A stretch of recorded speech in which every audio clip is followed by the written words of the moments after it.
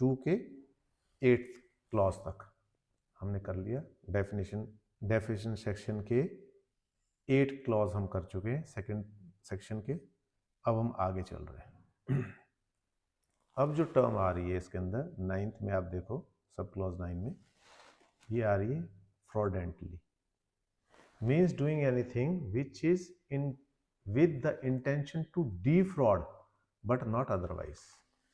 कोई भी काम आप कर रहे हैं उसके अंदर किसी को नुकसान पहुंचाने की नीयत से कर रहे हैं, फ्रॉड किसी के साथ प्ले करने के लिए कर रहे हैं, तो वो किसके उसको गिना जाएगा फ्रॉडेंटली। नॉट अदरवाइज, बट कह रहा है बट नॉट अदरवाइज, दूसरी उसके लिए नहीं। फ्रॉडेंटली कब होगा? तो इसके अंदर एक चीज आती है कि आपने गुड फेथ में किया है, अनजाने में आपसे हो गया, तो वो नहीं आएगा इसमें। क्यों?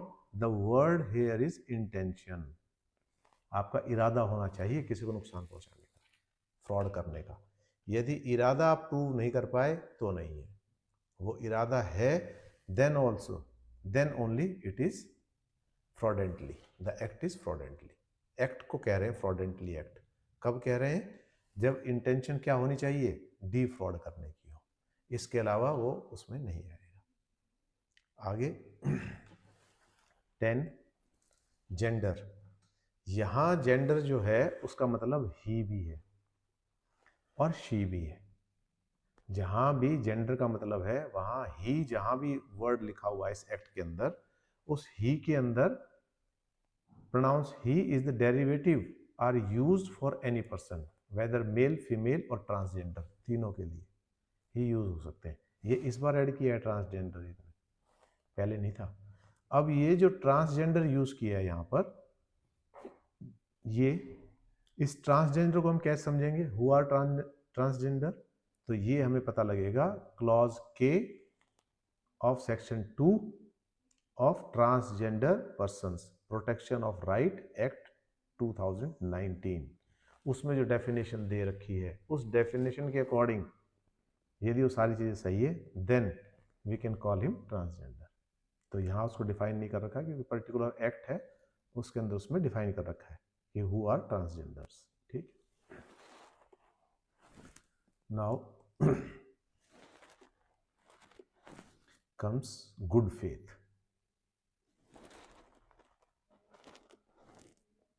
गुड फेथ बहुत इंपॉर्टेंट है।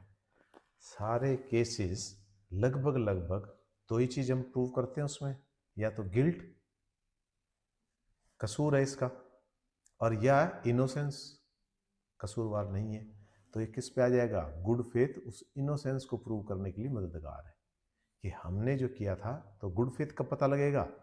तब पता लगेगा जब हमने किसी बैड इंटेंशन के साथ कोई काम नहीं किया, और किसके साथ किया है? With due care and attention के साथ किया है। जैसे उदाहरण के लिए पहले डेफिनेशन पढ़ लेते हैं फिर देखते हैं। Nothing is said to be done or believed in good faith which is done or believed without due care and attention. दो वर्ड आए हैं यहाँ, without due care and attention. अब नेग्लिजेंस जो है, लापरवाही, नेग्लिजेंस क्या है? It is absence of due care and attention, उसको नेग्लिजेंस कहेंगे। And negligence is an offence. कोई भी सपोज सड़क के ऊपर कोई नेग्लिजेंटली गाड़ी चला रहा है, बिना केयर के चला रहा है, कौन आ रहा है कौन जा रहा है इसको देखे बिना चला रहा है, तेज चला रहा है, रैश चला रहा है, तो क्या किस में गिना जाएगा? वो नेग्लिजेंस में, और इट इज एन ऑफेंस। तो यहाँ गुड फेथ नहीं कहा जा सकता।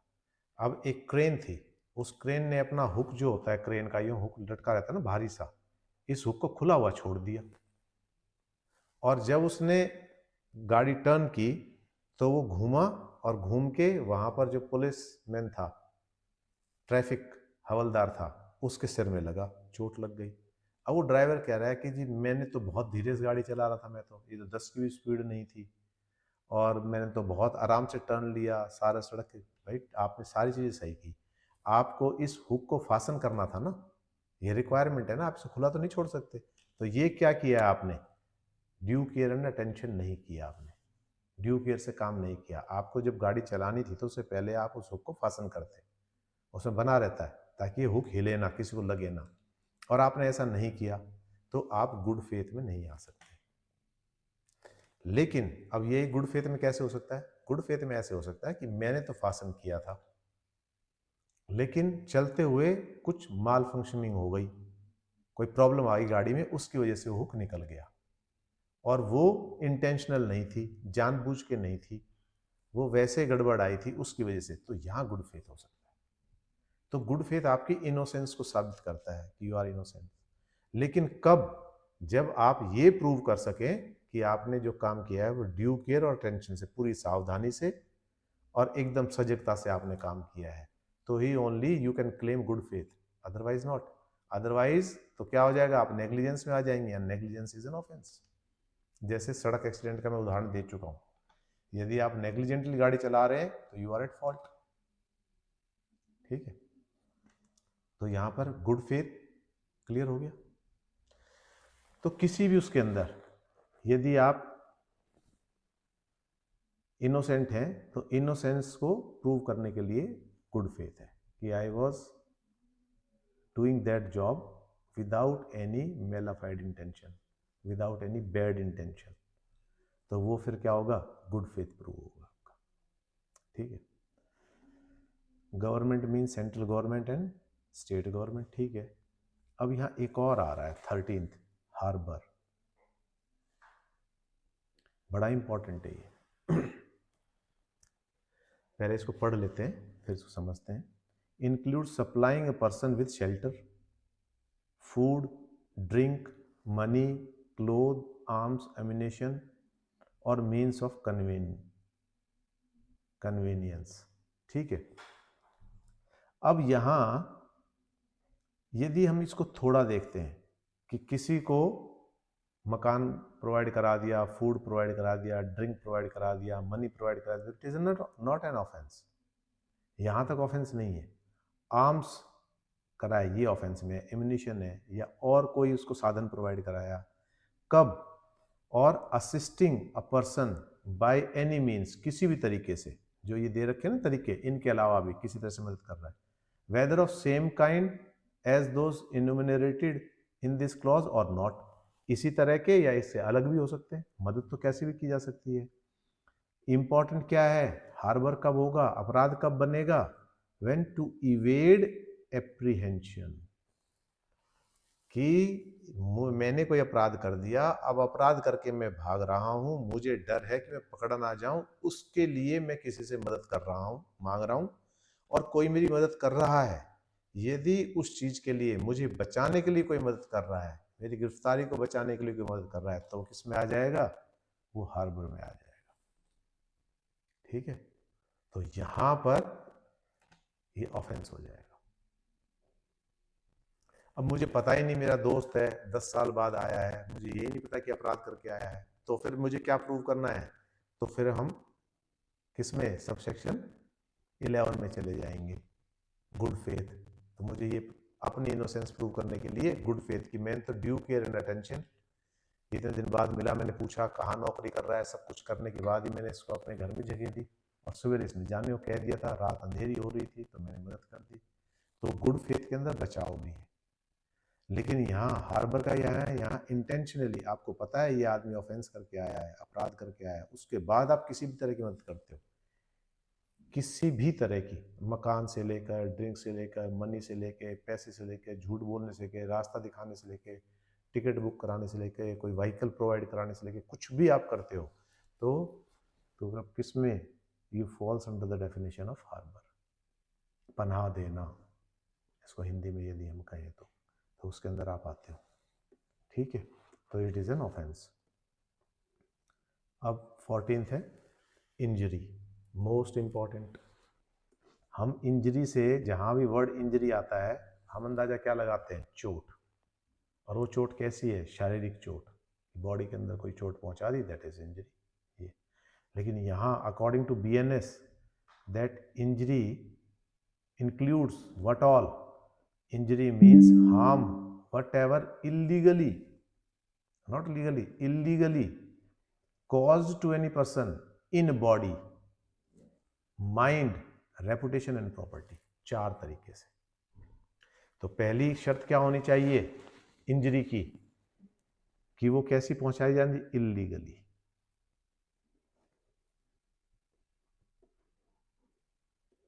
इलीगली होनी चाहिए, मतलब नॉट लीगल। जैसे किसी पुलिस की ड्यूटी है जेल के ऊपर कि जेल में से किसी को बाहर ना निकलने दे, कोई बाहर निकलने की कोशिश कर रहा है, कह दिया नहीं मान रहा, तो ही कैन अप्लाई फोर्स, डंडा मार सकता है, पुश कर सकता है, पिटाई कर सकता है। तो ये जो इंजरी है, उसकी बॉडी पे इंजरी हुई है, वो क्या है, that is not illegal, because while performing his duty he has given those beatings. तो वो क्या नहीं माना जाएगा, वो इंजरी नहीं मानी जाएगी, क्योंकि that is not illegal. Illegal illegal है, मुझे कोई राइट ही नहीं है किसी को मारने का, फिर मैं मार रहा हूं, तो वो इलीगल हो जाएगा। और कैसे, इन बॉडी, बॉडी के अंदर चोट पहुंचाना हो गया, ठीक है।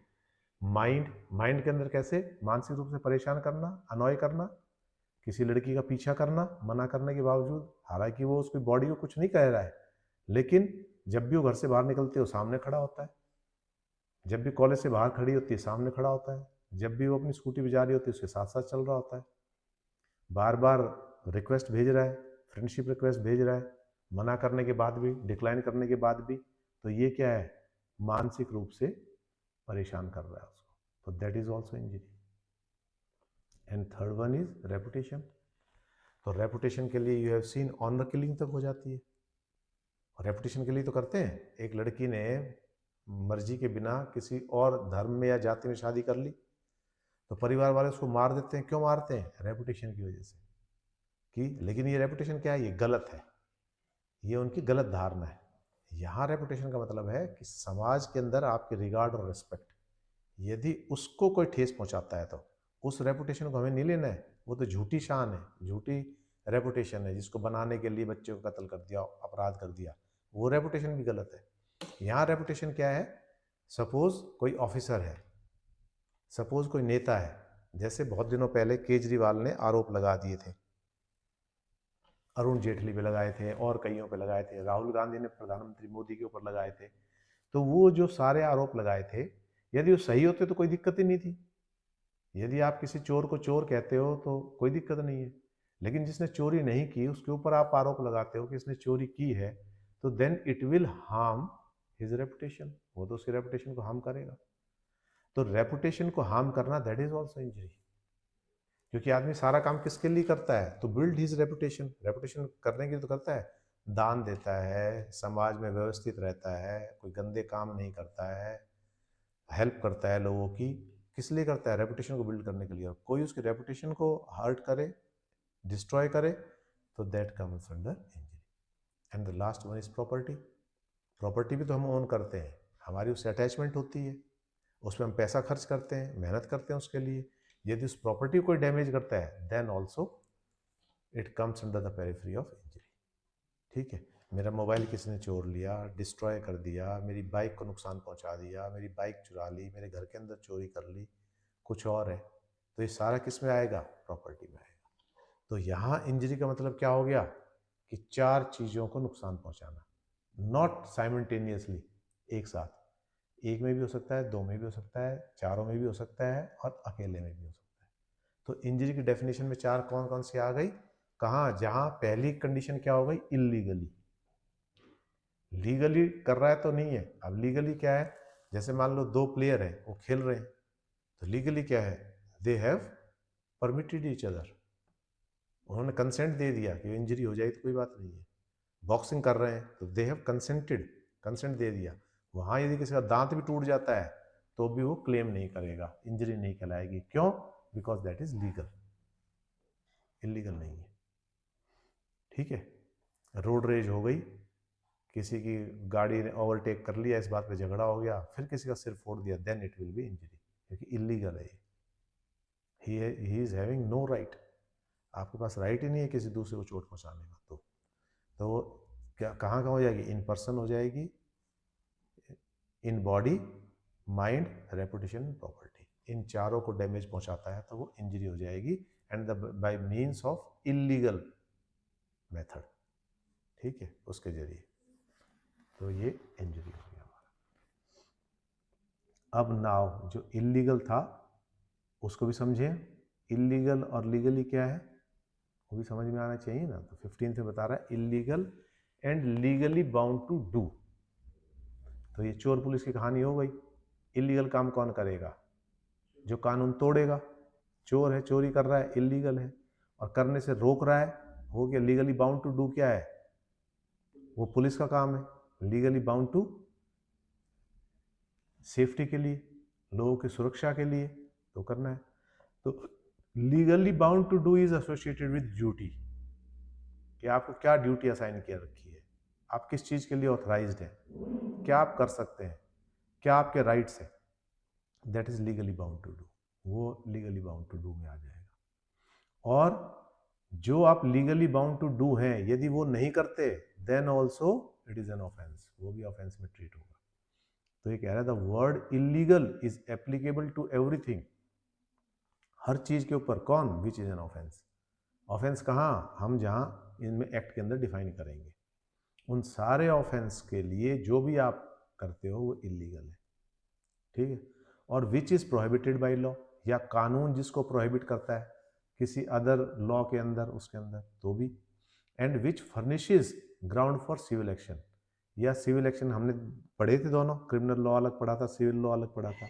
तो सिविल एक्शन के लिए भी यदि कोई वो करता है तो वो इलीगल कहलाएगा।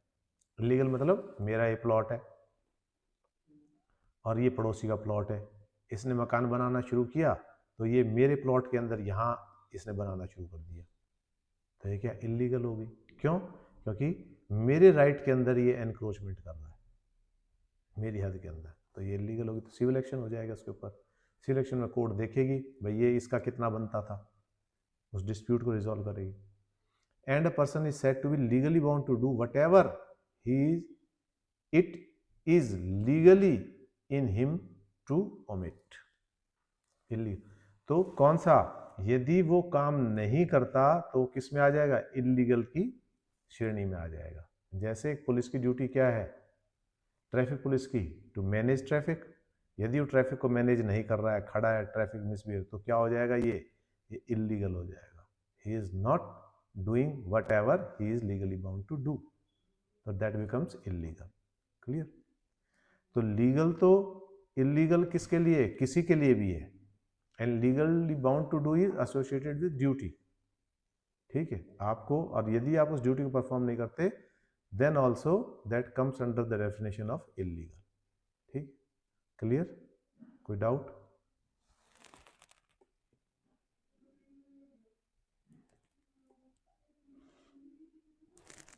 आज ये एक सेक्शन और लेंगे, बस इतना ही करेंगे, है ना। जज मीन्स अ पर्सन। अब हमने वहां कोर्ट में कहा था, तो कोर्ट इज ए जज आया था वर्ड। अब कोर्ट इज ए जज, अब यहां वो डिफाइन कर रहे हैं कि जज का मतलब क्या है। तो यहां कोर्ट को डिफाइन करेंगे। यहां जज means a person who is officially designated as a जज एंड इंक्लूड्स अ पर्सन, क्या क्या करने के लिए? Who is empowered by law to give in any legal proceeding, civil और criminal, a definitive judgment. Definitive judgment क्यों बोल दिया यहां? Definitive judgment on the basis of merit, evidence, evidence के आधार पर, उन सब के आधार पर। डेफिनेट जजमेंट मतलब यूँ ऐसा जजमेंट नहीं दे सकता कि भाई चलो भाई तुम्हारी भी जय जय और इसकी भी जय जय। डेफिनेट होना चाहिए। डेफिनेटिव जजमेंट और a judgment if not appealed against would be definitive. अब क्या होता है, जैसे ट्रायल कोर्ट ने, लोअर कोर्ट ने एक जजमेंट दे दिया। अब जजमेंट दे दिया, if I am not satisfied with this judgment, मैं किसी भी तरह हूँ, चाहे मैं प्लेंटिफ हूँ, चाहे मैं रिस्पोंडेंट हूँ, चाहे मैं एक्यूज्ड हूँ, चाहे मैं प्रोसिक्यूशन हूँ, if I am not satisfied I can make an appeal against this. इसके अगेंस्ट हायर कोर्ट के अंदर, जो भी एप्लीकेबल हायर कोर्ट है उसके अंदर मैं अपील कर दूंगा। तो अपील करने का मतलब क्या है? यहाँ अपील करने का मतलब है कंटिन्यूएशन ऑफ दैट केस। वो फाइनल नहीं हुआ। यदि मान लो ये केस यहां सुनाया लोअर कोर्ट ने या ट्रायल कोर्ट ने, और हमने इसकी कोई अपील नहीं की, तो ये फाइनल हो गया। लेकिन हमने अपील कर दी तो means we are not satisfied with this judgment. हम किसको चैलेंज कर रहे हैं? इस जजमेंट को चैलेंज कर रहे हैं कि this judgment has not been pronounced according to law या अकॉर्डिंग टू फैक्ट्स, या कुछ ना कुछ गलती है इसके अंदर, उसको हम चैलेंज कर रहे हैं। अब देखना ये है कि ऊपर वाली कोर्ट उसको कैसे लेती है, तो that is continuation of that case. वो केस हमने फिर आगे कंटिन्यू कर दिया अपने डिससेटिस्फेक्शन की वजह से, तो appeal is a continuation of case यहाँ पर, ऐसा मानेंगे। तो यदि वो अपील नहीं की गई है तो वो जो जजमेंट जो दिया है वो क्या हो जाएगा, डेफिनेट हो जाएगा, फाइनल हो जाएगा। और a judgment which if confirmed by some other authority would be definitive, और कोई और अथॉरिटी यदि उसको कंफर्म करती है तो क्या हो जाएगा, डेफिनेट हो जाएगा। क्लियर यहाँ? तो जज क्या है, who give a definitive judgment, किसमें, legal proceedings, civil and criminal proceedings में, सब में। सेकंड है इसी का, who is one of the body or persons, which body of person is empowered by law to give such judgment. अब हमने पहले बात की थी ना जजों की बेंच की, तो ये उसमें आ जाएगा। तो जज सिंगल भी हो सकता है, जजों की बेंच भी हो सकती है, डबल बेंच हो सकती है, डिवीजन बेंच हो सकती है, कॉन्स्टिट्यूशनल बेंच हो सकती है, फुल बेंच हो सकती है, ये सब। ठीक है, तो ये उसकी बात कर रहा है, तो वो भी जज की ही श्रेणी में आएंगे। ठीक,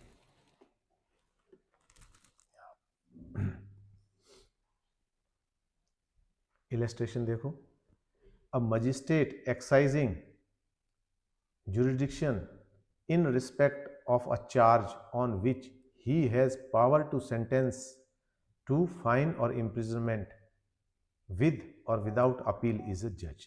अब मजिस्ट्रेट, तो इसके अंदर क्या है, जरूर नहीं है सजा, सजा के साथ साथ फाइन भी इम्पोज कर सकता है, तो वो क्या है, हाँ, विद और विदाउट अपील इज ए जज।